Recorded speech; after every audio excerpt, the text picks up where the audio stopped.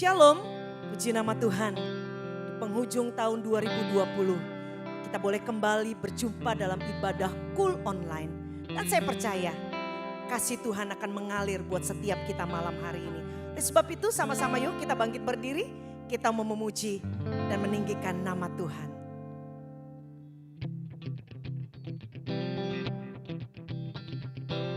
Biar kasih akan Tuhan itu kembali dalam hidup saya dan saudara.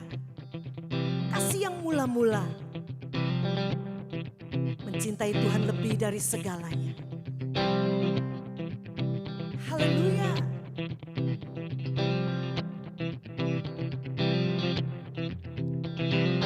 Ajarku berdiam dekat di hatimu.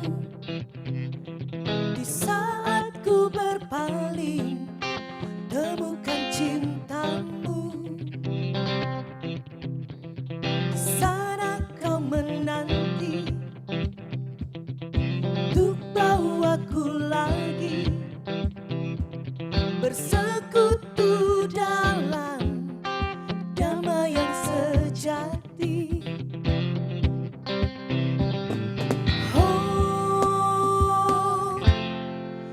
Damba hadirmu, oh inilah rinduku, hidupku hanyalah untukmu, segenap hatiku kagum akan kebaikan. Dan nafasku menceritakan kasih-Mu. Ajarku berdiam dekat di hati-Mu.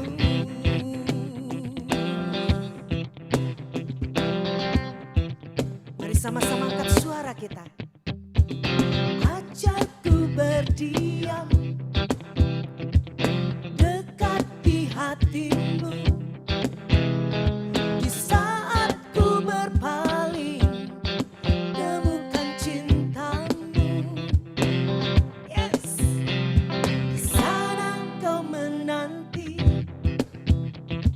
untuk bawaku lagi bersekutu dalam damai yang sejati. Sama-sama katakan yuk. Oh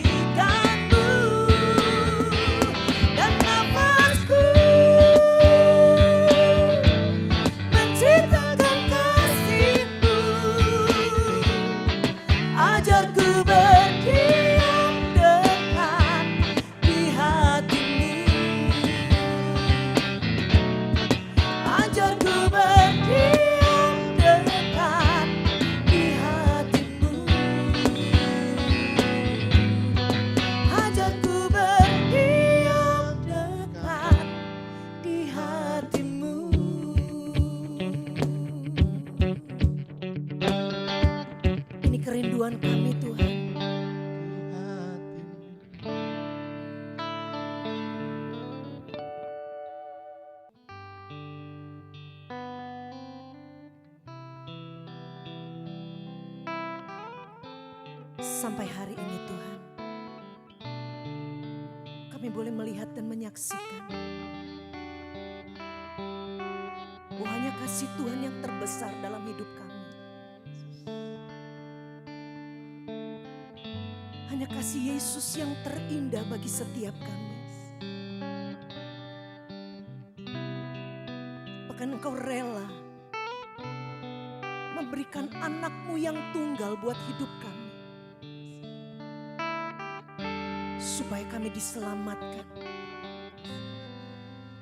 Terima kasih Bapa. Terima kasih Yesus.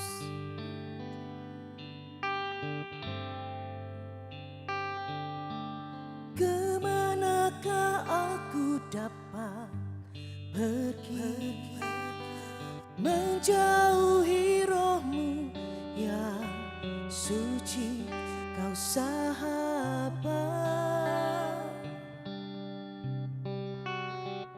dan Kau dekat.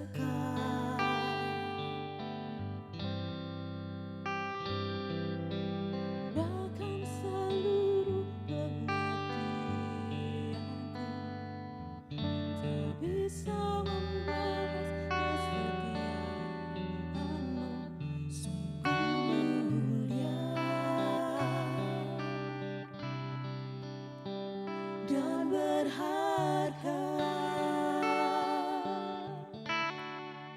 Sungguh besar pengorbanan-Mu bagiku, terlalu dalam untuk dimengerti. Sungguh besar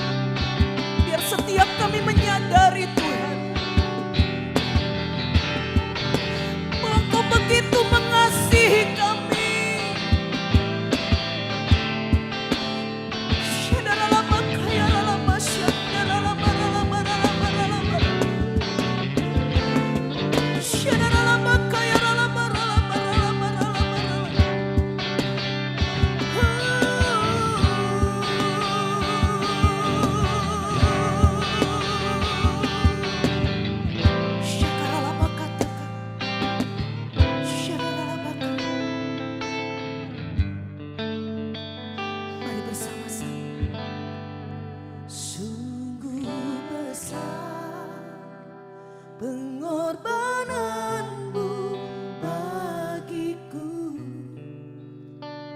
terlalu dalam untuk dimengerti. Sungguh besar, sungguh indah yang kau pikirkan tentangku, tak terselami bagiku. Sungguh indah,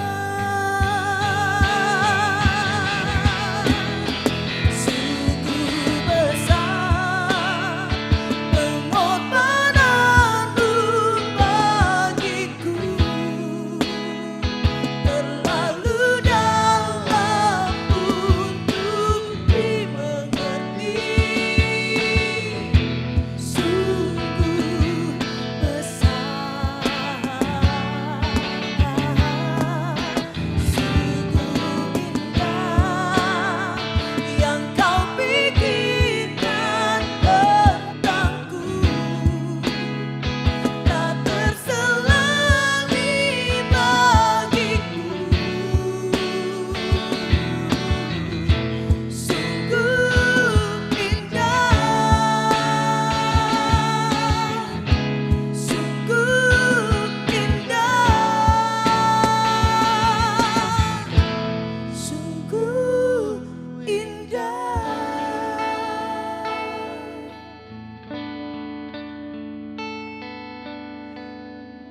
Terima kasih buat setiap kasih-Mu dalam hidup kami. Terima kasih buat keselamatan yang Kau beri buat kami. Terima kasih Bapa. Dalam nama Yesus. Amin.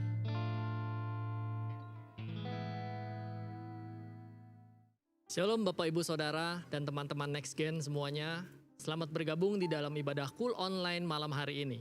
Sebelum kita mendengarkan sharing firman Tuhan, mari kita berdoa terlebih dahulu. Bapa, sebentar kami akan mendengar sharing firman kebenaran-Mu. Biar kiranya Tuhan Engkau memberikan kami telinga seorang murid, sehingga kiranya kami boleh menangkap apa yang dibagikan, sehingga kiranya itu membawa berkat bagi kami dan kami boleh jadi pelaku firman kebenaran-Mu. Dan biar kiranya Tuhan kuasai lebih lidah hamba-Mu ini, supaya kiranya apa yang aku katakan tepat seperti apa yang Kau mau. Di dalam nama Tuhan Yesus kami berdoa mengucap syukur, haleluya, amin. Bapak Ibu Saudara, sekarang kita berada di bulan Desember, yang mana artinya sebentar lagi kita akan masuk ke dalam tahun 2021. Ada begitu banyak hal yang sudah terjadi di bulan Desember ini. Ada banyak yang mengalami mungkin suka dan duka di antara kita semua. Namun kita tidak tahu apa yang akan terjadi di tahun 2021 nanti. Doa saya adalah supaya Bapak Ibu sekalian semuanya senantiasa dalam lindungan Tuhan. Baiklah, mari kita mulai sharing firman Tuhan malam hari ini. Adapun sharing firman Tuhan malam hari ini saya beri judul Tetap Tegak Selamanya di Hadapan Tuhan. Mari kita buka ayat firman Tuhan di dalam Mazmur 41 ayat 13 sampai 14. Mazmur 41 ayat 13 sampai 14. Demikian saya bacakan firman Tuhan untuk Bapak Ibu Saudara, ayat yang ke-13. Tetapi aku, Engkau menopang aku karena ketulusanku. Engkau membuat aku tegak di hadapan-Mu untuk selama-lamanya. Ayat ke-14, terpujilah Tuhan Allah Israel dari selama-lamanya sampai selama-lamanya. Amin ya amin. Bapak Ibu Saudara, firman Tuhan yang barusan kita baca ini adalah Mazmur Raja Daud atau nyanyian Raja Daud. Di mana yang menarik dikatakan di sana, Engkau menopang aku karena ketulusanku. Engkau di sini adalah artinya Tuhan. Aku ini bisa kita artikan sebagai kita, karena kita sebagaimana anak Tuhan, jadi bisa diartikan dengan kita semua. Jadi seolah ingin berkata firman ini seperti ini. Tuhan menopang kita karena ketulusan kita. Tuhan membuat kita tegak di hadapannya untuk selama-lamanya. Wow, Bapak Ibu luar biasa. Kita bisa bayangin ya Bapak Ibu. Kalau misalnya kita bisa ditegakkan oleh Tuhan di hadapannya untuk selamanya. Di dalam firman Tuhan itu ada dua kata yang saya garis bawahi, yaitu tegak dan kata ketulusanku. Kalau kita melihat dalam Kamus Besar Bahasa Indonesia, kata tegak itu artinya berdiri. Kata tegak itu artinya lurus, arah ke atas, atau bisa dikatakan seperti menghadap atau melihat. Nah, jadi bisa dikatakan Tuhan membuat kita itu berdiri. Tuhan membuat kita itu dapat menatap Dia, dapat melihat Dia. Wow, itu menurut saya sesuatu yang luar biasa. Karena siapa kita sampai diizinkan Tuhan itu dapat berdiri, tahan, berdiri di hadapannya, dilayakkan berdiri di hadapannya, dan bahkan bisa menghadap kemuliaannya, menghadap hadiratnya, menghadap tatanya. Luar biasa menurut saya. Dan satu kata yang saya garis bawahi satu lagi adalah ketulusan. Jadi seolah-olah firman ini mau berkatakan oleh karena ketulusan, maka kita akan ditegakkan di hadapan Tuhan. Nah, kalau kita lihat arti kata ketulusan di dalam King James Version, maka kita akan menemukan Mazmur 41 ayat 13 di dalam King James Version itu dikatakan seperti ini. And as for me, thou upholdest me in mine integrity and settest me before thy face forever. Nah, kata ketulusan di dalam King James Version itu dikatakan dengan kata integrity. Atau dengan bahasa Indonesianya adalah integritas. Nah, apakah integritas itu penting bagi Tuhan? Sangat penting Bapak Ibu Saudara. Bahkan di dalam dunia ini, baik di dalam dunia pelayanan maupun di dalam dunia sekuler, membutuhkan atau memerlukan orang yang memiliki integritas. Apalagi di hari-hari seperti ini, di saat-saat seperti ini. Sedang masa pandemi, ekonomi melambat, banyak perusahaan yang terpaksa harus tutup, yang bangkrut atau melakukan efisiensi dan sebagainya. Pasti dibutuhkan orang-orang yang memiliki integritas. Yang mana supaya perusahaan tersebut dapat bertahan karena orang-orang yang memiliki integritas yang mengerti dapat diandalkan oleh perusahaan. Namun masalahnya, faktanya tidak banyak sekarang ini atau saat-saat ini orang yang memiliki integritas. Kebanyakan orang lebih suka hidup menurut cara hidupnya sendiri. Mereka tidak mau diatur, suka-suka mereka, egois. Ada seorang pria, yang mana pria ini mungkin Bapak Ibu semua sudah pernah dengar karena sangat terkenal sekali. Mantan salah satu orang terkaya di dunia, nomor 1 waktu itu. Namanya adalah Warren Buffett. Warren Buffett adalah pemilik daripada perusahaan Berkshire Hathaway. Itu adalah perusahaan investasi saham terbesar di dunia. Nah, Warren Buffett pernah berkata seperti ini. Kami mencari 3 hal ketika kami mempekerjakan orang. Kami mencari kecerdasan, kami mencari inisiatif atau energi, dan kami mencari integritas. Dan jika mereka tidak punya yang terakhir, integritas, yang kedua akan membunuhmu. Karena jika kamu mendapat seseorang tanpa integritas, kamu mau mereka malas dan bodoh. Kalau saya boleh sederhanakan kurang lebih seperti ini. Warren Buffett mempunyai 3 hal atau 3 kriteria mencari calon karyawannya. Jika dia ingin meng-hire atau mempekerjakan orang. Yang pertama harus punya kecerdasan. Yang kedua harus punya inisiatif atau energi. Yang ketiga harus mempunyai integritas. Namun dikatakan jika tidak punya integritas, maka 2 hal yang lainnya yaitu kecerdasan dan inisiatif itu tidak akan bisa maksimal seseorang itu bekerja di perusahaannya. Mengapa? Berbicara mengenai orang yang cerdas, orang yang pandai ada banyak sekali Bapak Ibu. Orang yang pandai yang cerdas kalau tidak mempunyai integritas juga bisa berbahaya. Mungkin dengan kecerdasannya, dengan kepandaiannya dia bisa memanipulasi sedemikian rupa, dia bisa mencuri data ataupun bisa korupsi. Yang kedua, kalau seseorang hanya punya inisiatif tapi tidak punya integritas, oke, katakanlah dia inisiatif, dia mempunyai ide-ide yang baru, ide-ide yang kreatif. Namun bila tidak punya integritas, maka orang tersebut tidak akan maksimal. Mungkin bisa menjadi seperti yang dikatakan Pak Warren Buffett, yaitu menjadi malas dan bodoh. Karena dia tidak tahu yang mana yang benar, bagaimana cara mengeksekusinya, bagaimana moralnya dan sebagainya. Dari tadi kita berbicara mengenai kata integritas. Baiklah kita akan mencari tahu apa arti integritas. Definisi dari integritas dalam bahasa Inggris integrity, yaitu artinya adalah kualitas jujur dan memiliki prinsip moral yang kuat.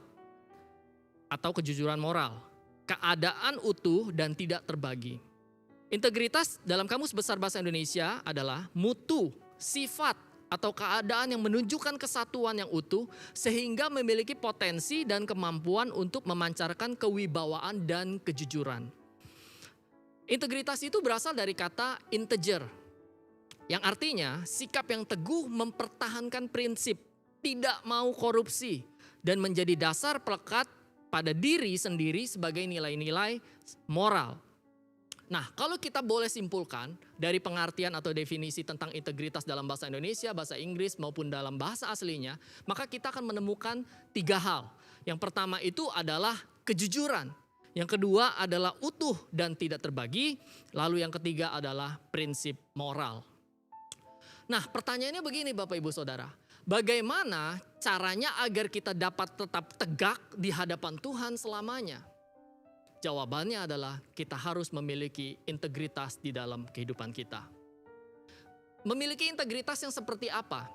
Oke, kita akan bahas satu persatu. Dimaksud dengan orang memiliki integritas yang pertama adalah memiliki dan mempertahankan kejujuran dalam hidupnya. Saya yakin dan percaya pasti kita semua suka dengan orang yang jujur. Bahkan mungkin kalau kita ketemu atau kita tahu ada orang yang tidak jujur, maka kita secara tidak langsung auto reject atau auto menjauhinya gitu loh. Karena kita takut ditipu.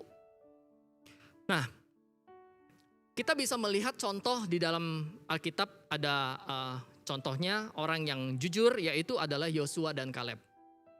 Sebagaimana kita tahu Yosua dan Kaleb adalah 2 daripada 12 pengintai yang dikirim Musa ke tanah Kanaan untuk mengamati negeri itu. Dan sebagaimana kita tahu ceritanya setelah 40 hari mereka kembali 12 orang itu dan 10 orang melaporkan kepada Musa dan menceritakan kepada bangsa itu. Bahwa di sana dikatakan mereka sangat kuat sekali karena kota-kotanya berkubu. Lalu mereka menyebarkan berita busuk. Nah ini masalahnya mereka menyebarkan berita busuk, mereka tidak jujur. Mereka katakan di sana negeri itu memakan penduduknya. Orang-orangnya besar dari keturunan Enak. Dan kami kelihatan seperti belalang bagi mereka. Nah, hal ini membuat bangsa Israel semangatnya patah, semangatnya turun, nyalinya ciut karena mendengar berita seperti ini. Nah, berbeda dengan yang dikatakan oleh Yosua dan Kaleb, kita bisa melihat di dalam firman Tuhan dalam Bilangan 13 ayat 30 dikatakan seperti ini, Bilangan 13 ayat 30. Kemudian Kaleb mencoba menenteramkan hati bangsa itu di hadapan Musa. Katanya, tidak, kita akan maju dan menduduki negeri itu sebab kita pasti akan mengalahkannya. Lalu dalam Bilangan 14 ayat 6 sampai ke 9 saya bacakan untuk Bapak Ibu. Tetapi Yosua bin Nun dan Kaleb bin Yefune yang termasuk orang-orang yang telah mengintai negeri itu mengoyakkan pakaiannya. Dan berkata kepada segenap umat Israel, negeri yang kami lalui untuk diintai itu adalah luar biasa baiknya. Jika Tuhan berkenan kepada kita, maka ia akan membawa kita masuk ke negeri itu dan akan memberikannya kepada kita. Suatu negeri yang berlimpah-limpah susu dan madunya. Hanya janganlah memberontak kepada Tuhan dan janganlah takut kepada bangsa negeri itu. Sebab mereka akan kita telan habis. Yang melindungi mereka sudah meninggalkan mereka, sedang Tuhan menyertai kita. Janganlah takut kepada mereka. Ini yang dikatakan oleh Yosua dan Kaleb Bapak Ibu Saudara. Mereka berusaha berkata jujur tentang negeri yang mereka intai itu. Yang mana dengan perkataan mereka itu semangat daripada bangsa Israel itu bisa timbul kembali. Karena Yosua dan Kaleb tidak menceritakan kabar busuk itu. Bahwa negeri itu memakan penduduknya dan sebagainya. Mereka mengatakan hal yang sebenarnya dan mereka optimis bahwa bangsa Israel dapat mengalahkan negeri itu. Nah lalu Yosua dan Kaleb sudah berusaha jujur dengan perkataannya. Apa yang mereka terima? Di dalam Bilangan 14 ayat 10a dikatakan, lalu segenap umat itu mengancam hendak melontari Yosua dan Kaleb kedua orang itu dengan batu. Bapak Ibu Saudara, balasan yang diterima oleh Yosua dan Kaleb setelah mereka berusaha jujur berkata kepada Musa dan kepada bangsa itu, mereka diancam dilempar batu. Apa yang bisa kita pelajari di sini? Kadang-kadang kejujuran itu bisa membuat orang lain marah. Kejujuran itu bisa membuat orang lain itu tidak suka kepada orang yang jujur. Kenapa? Mungkin saja orang yang marah itu, orang yang tidak suka itu takut aibnya terbuka atau terbongkar. Atau bisa jadi kepentingannya itu terusik. Nah tidak heran jika banyak orang itu takut untuk berusaha jujur atau berlaku jujur. Kenapa? Karena mereka bisa dibully, mereka bisa dicemooh, atau mereka bahkan bisa diancam. Padahal kejujuran itu dapat memulihkan segala sesuatu. Kenapa saya katakan seperti itu? Ada suatu kalimat seperti ini, keterbukaan adalah awal dari pemulihan. Saya mendapat kalimat ini ketika saya mengikuti Doulos Camp. Kata-kata ini luar biasa. Apabila kita terbuka, apabila kita mencoba jujur, maka sekalipun mungkin ada hubungan yang renggang, hubungan yang tidak bagus, ataupun kepercayaan seseorang dengan kita itu sudah luntur, tapi kalau kita mau mencoba untuk terbuka, kita mencoba untuk jujur, dan kita tentu saja berdoa kepada Tuhan, Tuhan, aku mau berkata jujur, aku mau berkata sebenarnya, dan tolong Tuhan mampukan aku, layakan juga biar kiranya aku dapat mengatakannya, dan orang yang mendengar itu supaya hatinya dilembutkan. Saya yakin dan percaya Bapak Ibu, hubungan yang kacau, hubungan yang selama ini mungkin renggang, kepercayaan yang hilang itu bisa akan kembali lagi. Karena kita bisa terbuka dengan orang itu, kita bisa bicara dari hati ke hati. Lalu bagaimana dengan kita sendiri Bapak Ibu? Tadi kita sudah belajar dari Yosua dan Kaleb. Nah, bagaimana dengan kita? Apakah kita hari-hari ini sudah berbuat jujur, berlaku jujur di dalam kehidupan sehari-hari kita? Contoh, di dalam pekerjaan kita. Bagi kita ataupun bagi Bapak Ibu yang bekerja, apakah kita sudah menjadi karyawan yang baik dalam arti berlaku jujur?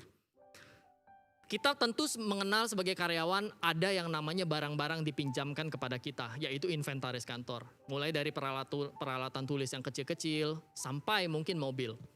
Nah, apakah kita selama ini ada mencuri barang-barang inventaris tersebut?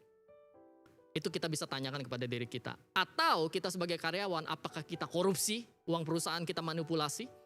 Ataukah kita menerima suap? Nah, ini harus dicermati secara mendalam Bapak Ibu mengenai suap ini.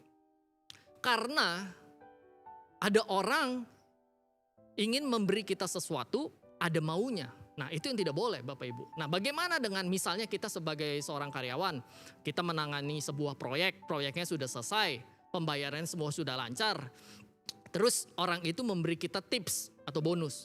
Dia berkata terima kasih loh atas bantuannya. Kita bilang gak usah, tapi tetap dipaksa. Nah, akhirnya mau gak mau kita ambil. Nah, bagaimana menurut Bapak Ibu, terima atau tidak? Kalau menurut saya, bagi saya, kalau saya menerima hal seperti itu, maka saya akan bertanya dulu kepada bos saya. Karena dia yang mempunyai perusahaan. Saya bilang, bos, ini ada uang tips dari klien atau dari partner kerja kita. Saya sudah bilang gak usah tapi ini masih dikasih. Kira-kira seperti apa? Kalau bos kita bilang oke buat kamu saja, puji Tuhan. Tapi kalau bos kita bilang oke kita masukkan ke dalam kas kita, ya gak apa-apa karena bukan hak kita. Lalu kita sebagai karyawan apakah kita melakukan markup kalau kita ditugaskan untuk membeli sesuatu sebagai pembelian? Apakah kita menaikkan harganya sehingga selisih harganya itu menjadi bagian kita? Kita bisa tanyakan kepada diri kita. Kalau kita sebagai bisnismen, apakah kita sudah jujur dalam bisnis kita? Contoh, kita bergerak dalam bidang jasa, pengadaan proyek, pembangunan jalan dan sebagainya. Kalau kita bilang, oh ini kualitasnya bagus, ini kualitasnya nomor 1, makanya harganya mahal. Tapi kenyataannya kualitasnya diturunin, mencuri bahan. Nah itu kita bisa tanyakan kepada diri kita, apakah kita melakukannya atau tidak. Terus sebagai pengusaha, apakah kita selama ini masih menggelapkan pajak? Kita masih main mata dengan orang pajak? Kalau kita masih melakukan itu Bapak Ibu, ini waktunya Tuhan menyentuh hati kita. Tuhan mengingatkan kita untuk bertobat. Dalam rumah tangga kita, terhadap pasangan kita, anak kita, orang tua kita. Apakah ada sesuatu hal yang belum disampaikan walaupun mungkin tidak enak? Tapi itu membawa pemulihan. Saya tidak tahu sebagai pasangan. Apakah ada perselingkuhan yang belum diakui dan sebagainya. Oleh sebab itu malam hari ini kita tanya kepada diri kita masing-masing. Yang terakhir di dalam pelayanan. Apakah kita sudah jujur dalam pelayanan kita? Yang saya maksud di sini adalah kalau kita memegang pelayanan, memegang uang kaskul atau uang apapun itu, apakah kita bisa mempertanggungjawabkan uang itu? Lalu, apakah kita sudah jujur di dalam memberikan persembahan, terutama dalam persembahan persepuluhan? Hanya kita yang bisa menjawab Bapak Ibu. Atau yang terakhir, di dalam pelayanan kita ada dosa yang selama ini belum kita bereskan. Tetapi kita masih tetap melayani. Sedangkan pemimpin kita bilang kalau ada dosa, engkau harus bereskan dosa itu. Dan mungkin menghadap pemimpinmu. Minta cuti sementara, bereskan dosa itu baru kembali melayani lagi. Bapak Ibu Saudara, pernahkah Bapak Ibu Saudara merasa ada satu tanda atau alert atau signal yang Bapak Ibu rasakan di dalam hati diri Bapak Ibu Saudara ketika Bapak Ibu Saudara melakukan sesuatu hal yang tidak baik? Kalau ada, bagus, itu artinya hati nurani kita masih bekerja. Namun jika tidak ada, kita harus segera evaluasi diri. Sebab orang yang tidak jujur tidak akan tenang hidupnya. Orang yang tidak jujur akan selalu cemas, akan selalu takut, akan selalu deg-degan. Dan pikirannya selalu negatif, selalu. Tapi orang yang jujur, hidupnya itu akan tenang. Kemanapun dia pergi itu akan enak-enak aja. Karena dia merasa tidak ada sesuatu yang dia sembunyikan, semuanya terbuka. Oleh sebab itu, kita harus memilih atau berlaku jujur sekalipun gak enak, sekalipun mahal harganya.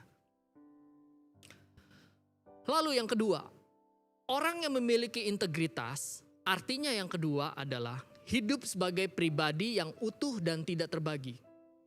Maksudnya adalah mengetahui prioritas dan tujuan hidupnya.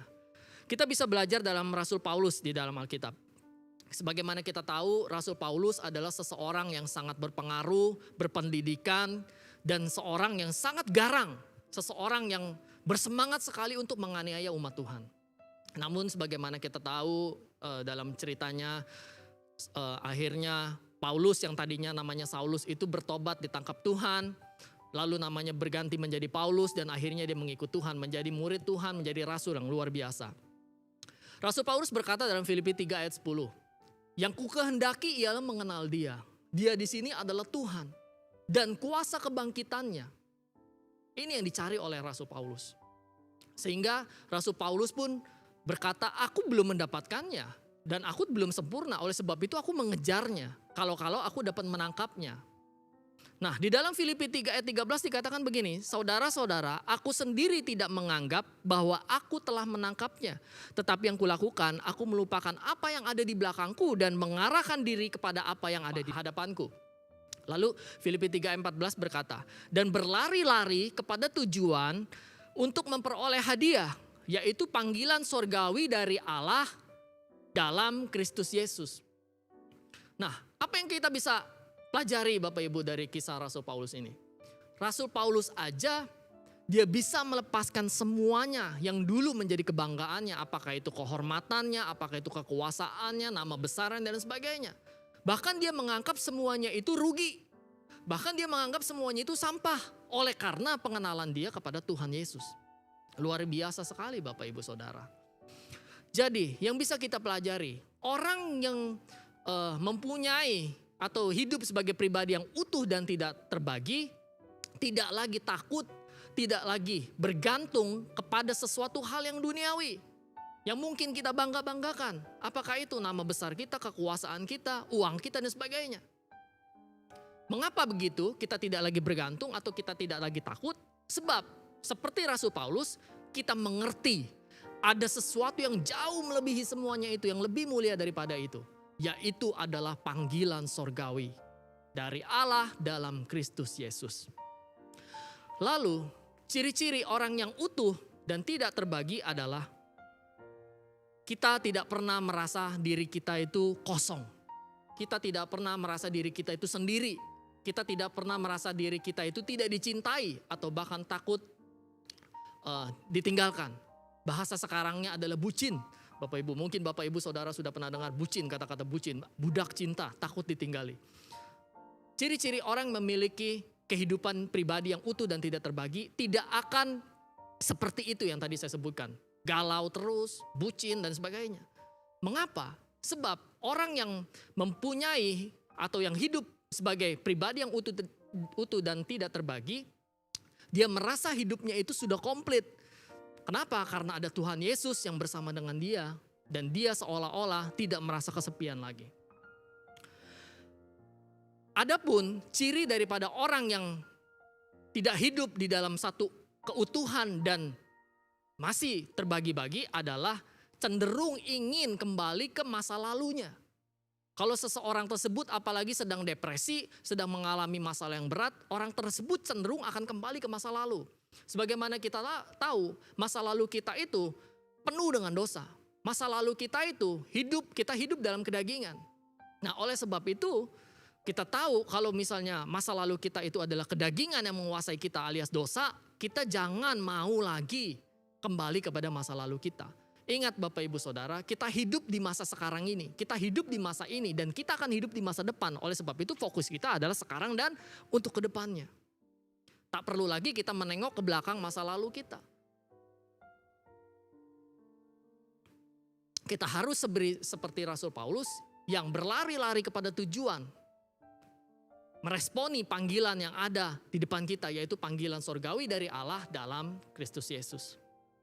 Lalu yang ketiga, orang yang memiliki integritas artinya adalah teguh mempertahankan prinsip moral. Moral itu apa sih? Moral itu adalah nilai-nilai positif pada diri seseorang. Makanya kita sering dengar ada orang berkata, oh kamu tidak bermoral. Itu artinya orang tersebut mendapati orang yang dikatakannya itu tidak baik. Nah, tapi kalau misalnya kita bilang, oh moralnya bagus, berarti dia mempunyai nilai positif di dalam hidupnya. Nah, kalau dikatakan teguh mempertahankan prinsip moral, artinya orang tersebut dapat membedakan mana yang benar dan mana yang salah. Atau bisa dikatakan berkomitmen untuk melakukan kebenaran sekalipun tidak ada yang lihat. Nah, contoh di dalam Alkitab kita bisa melihat daripada Yusuf. Yusuf adalah seseorang muda berusia 17 tahun, manis elok parasnya, kesayangan ayahnya, diberikan jubah yang indah sehingga membuat saudara-saudaranya menjadi iri. Lalu dia juga menceritakan mimpinya bahwa saudara-saudaranya akan sujud menyembah kepada dia sehingga membuat saudaranya semakin iri. Lalu dia dibuang ke sumur kering sebagaimana kita tahu, dijual ke Mesir dan tinggal di rumah seorang kepala pengawal kerajaan yaitu Potifar. Di sana pun tidak berakhir penderitaannya, masih difitnah oleh istri Potifar yaitu tante Potifar dan dimasukkan ke dalam penjara. Yusuf telah mengalami berbagai macam rintangan dan hambatan dalam hidupnya. Tapi karena dia adalah orang yang mempertahankan prinsip moral, kita bisa lihat kebaikannya apa, prinsip moral yang dia pegang apa. Yang pertama, Yusuf tidak tergoda atas 3 hal. Yang pertama apa? Yusuf tidak tergoda atas 3 hal. Hal yang pertama itu adalah tahta, harta, dan wanita. Sebagaimana kita tahu, sejak Yusuf dijual oleh saudara-saudaranya ke Mesir dan mendapat kasih karunia daripada Tuhan, disertai Tuhan dan mendapat kasih daripada tuannya yaitu Potifar, dia diangkat menjadi kuasa atas rumah Potifar dan segala harta miliknya kecuali istrinya. Nah, sebagai seseorang yang hidup di zaman sekarang ini, mungkin kita jadi Yusuf atau ada orang lain yang menjadi seperti Yusuf di orang-orang saat ini, mungkin tidak akan kuat seperti Yusuf. Ketika digoda oleh tante Potifar, yang mana kita tahu istri seorang kepala pengawal kerajaan mungkin tidak jelek parasnya. Yang wangi dan juga kedudukannya terhormat, punya banyak uang. Dan jujur saja sebagai orang muda biasanya masih meluap-luap. Tapi Yusuf tidak melakukan semuanya itu. Yusuf tidak terbujuk oleh tante Potifar. Yang mana Yusuf sempat berkata di dalam Kejadian 39 ayat 9 bahwa segala kekuasaan di rumah Potifar itu diserahkan kepadanya. Kuasa atas rumah maupun segala harta miliknya. Kecuali engkau istri daripada tuanku Potifar. Nah, bagaimana aku melakukan hal yang berdosa ini? Kalau sampai Yusuf tidur dengan tante Potifar. Yusuf itu digoda oleh tante Potifar bukan sehari 2 hari. Alkitab berkatakan setelah beberapa kali. Lalu yang terakhir digoda, Yusuf lari keluar sehingga bajunya ditinggalkan. Dan sebagaimana kita tahu dia difitnah. Artinya saya mau bilang di sini, orang yang memegang prinsip moral seperti Yusuf, dia tidak mempermasalahkan kalau dia tidak menjadi kuasa atas rumah Potifar lagi. Tahta dia tinggalkan, harta yang selama ini dia nikmati juga dia tinggalkan. Dan bahkan wanita, kesempatan emas di hadapannya, dia tapi tidak mau itu.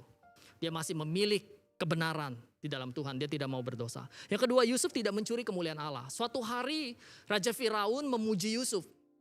Karena juru minuman yang mempromosikan Yusuf. Juru minuman pernah ditolong Yusuf untuk menghentikan mimpinya. Dan Raja Firaun memanggil Yusuf. Dan Raja Firaun berkata kepada Yusuf. Di dalam Kejadian 41 ayat 16. Aku telah mendengar tentang engkau. Hanya mendengar mimpi saja engkau dapat mengartikannya. Kalau Yusuf mau, dia bisa berkata seperti ini. Oh iya, makasih Tuanku Firaun. Aku Memang seperti itu orangnya, aku memang bisa, serba bisa. Tetapi dia tidak berkata seperti itu. Dia berkata, sekali-sekali bukan aku.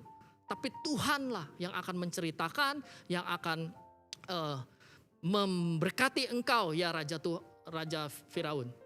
Jadi dia tidak mencuri kemuliaan Tuhan Bapak Ibu Saudara. Sekalipun dia ada kesempatan. Yang ketiga, Yusuf memaafkan saudara-saudaranya sekalipun dia bisa balas dendam saat itu. Itu kita bisa lihat di dalam Kejadian 45 ayat 3-8. Nah, ini berbicara tentang Yusuf yang memperkenalkan dirinya kepada saudara-saudaranya. Setelah dia dijual oleh saudara-saudaranya mengira dia sudah entah kemana, masih hidup atau tidak, tiba-tiba ada di hadapannya menjadi kuasa atas Mesir. Saudara-saudaranya begitu gemetar dan takut. Tapi Yusuf tidak membalas dendam. Malahan Yusuf bilang seperti ini, jangan engkau bersusah hati dan menyesal diri. Karena Tuhan telah mengirim aku mendahului kamu ke negeri Mesir ini untuk memelihara kamu. Luar biasa Bapak Ibu Saudara. Orang yang seperti Yusuf ini jarang kita temui. Dia masih tetap memegang prinsip-prinsip moral, prinsip-prinsip kebenaran.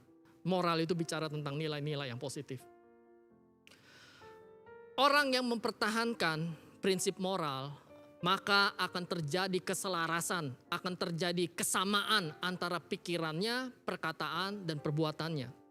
Namun, jangan buru-buru kita menjudge seseorang apabila ada seseorang itu perkataannya sama, ucapannya sama, perkataannya sama. Belum tentu, karena makna atau definisi daripada orang yang memegang prinsip moral itu adalah dia tahu membedakan mana yang benar, mana yang salah. Nah, jadi kalau misalnya ada orang yang mempunyai pikiran atau perkataan atau perbuatan yang sama, belum tentu itu adalah orang yang bermoral atau mempunyai nilai positif. Bisa jadi negatif sebaliknya. Contoh, ada orang gak mau mengampuni, maka pikirannya itu akan jahat terus sama orang itu. Mulutnya akan berusaha melukai terus, negatif terus. Dan kalau misalnya ketemu orang itu, apa yang dia lakukan? Mungkin dia akan buang muka atau mungkin dia akan menyakiti. Nah, kan semuanya sama tuh, pikirannya, mulutnya, perbuatannya. Jadi kita tidak bisa mentah-mentah mengatakan orang yang pikirannya sama, mulutnya sama, perkataannya sama itu dia bermoral atau mempunyai nilai positif yang baik. Belum tentu. Tapi kita bisa melihat dari buahnya lah seseorang itu baik atau tidak. Jika kita tahu kita harus mengampuni, maka seharusnya pikiran dan hati kita berkata, Tuhan mampukan aku memampukan orang ini. Perkataan yang keluar dari mulutnya adalah hal-hal yang lembut, hal-hal yang enak. Dan perlakuan atau perbuatannya ketika ketemu dengan orang yang dibencinya itu, maka dia akan berusaha mengasihi. Karena dia tahu dia harus mengampuni. Orang yang teguh mempertahankan prinsip moral, dia akan selalu tetap konsisten melakukan kebenaran sekalipun gak ada orang. Kalau orang melakukan satu kebaikan Bapak Ibu Saudara, dilihat oleh orang lain, ada di antara orang lain, itu biasa saja. Tapi kalau misalnya ada orang yang perkataannya sama, perbuatannya sama, dan perbuatannya itu baik, bermoral, dia lakukan sekalipun tidak ada orang, itulah orang yang memegang prinsip moralitas. Atau orang yang berintegritas. Jangan kita menjadi orang yang munafik Bapak Ibu Saudara. Orang yang munafik itu seperti memakai topeng. Bukan menjadi dirinya sendiri. Orang yang memakai topeng itu penuh dengan kepura-puraan. Tapi sebaliknya kita harus menjadi orang yang konsisten melakukan hal kebenaran sekalipun tidak dilihat orang. Kita harus bisa mempertanggungjawabkan atas perkataan dan perbuatan kita. Jika ya katakan ya, jika tidak katakan tidak. Sebab selain daripada itu berasal daripada si jahat. Bapak Ibu Saudara, saya tutup dengan kalimat seperti ini. Jadi apabila kita memiliki integritas dalam hidup kita, yaitu memiliki dan mempertahankan kejujuran. Yang kedua, hidup sebagai pribadi yang utuh dan terbagi. Yang ketiga, tetap teguh mempertahankan prinsip moral. Maka Mazmur 41 ayat 13 itu akan terjadi dalam kehidupan kita. Yaitu bahwa kita akan ditopang oleh Tuhan dan kita akan ditegakkan di hadapannya untuk selama-lamanya. Mari sama-sama kita berdoa. Bapa, aku telah selesai Tuhan menyampaikan firman kebenaran-Mu. Biar kiranya saat ini Roh Kudus yang mengajar setiap kami, membuat kami mengerti apa yang telah dibagikan, supaya kiranya firman ini tidak terbuang sia-sia, namun kami boleh mengerti, kami menjadi pelaku dan firman kebenaran-Mu, serta firman kebenaran-Mu ini boleh menjadi berkat bagi kami. Sebentar kami akan memberikan persembahan, biar kiranya Tuhan kami mau lakukan ini dengan penuh ketaatan, dan kami percaya Tuhan Engkau akan membalas setiap orang yang memberi ya Tuhan Yesus, dan berkati setiap tangan-tangan yang memberi. Di dalam nama Tuhan Yesus kami berdoa mengucap syukur, haleluya, amin. Bapak Ibu Saudara, tiba saatnya kita akan memberikan persembahan. Adapun persembahan dapat dilakukan melalui 3 cara. Yang pertama, Bapak Ibu Saudara dapat transfer ke nomor-nomor rekening yang tertera di layar Bapak Ibu Saudara. Yang kedua, Bapak Ibu Saudara dapat men-scan QR yang juga tersedia di layar Bapak Ibu Saudara. Yang ketiga, Bapak Ibu Saudara dapat memasukkan persembahan Bapak Ibu Saudara ke dalam amplop, dan apabila Bapak Ibu Saudara lewat gereja GBI Malayati, Bapak Ibu dapat mampir untuk kemudian memasukkannya ke dalam kotak persembahan yang sudah tersedia di ruang pembicara. Sebentar kita akan mengakhiri ibadah Cool Online malam hari ini. Saya undang Bapak Ibu Saudara untuk bangkit berdiri. Kita arahkan tangan kita angkat dan kita arahkan hati kita kepada Tuhan. Mari kita terima doa berkat. Terimalah berkat, damai, sukacita, sejahtera daripada Allah Bapa melalui anak yang tunggal Tuhan Yesus Kristus, dan melalui persekutuan yang manis dengan Roh Kudus yang menyertai kita mulai malam hari ini sampai Tuhan Yesus menjemput kita di awan-awan, bahkan sampai untuk selama-lamanya. Mari kita sama-sama yang percaya katakan amin. Tuhan Yesus memberkati.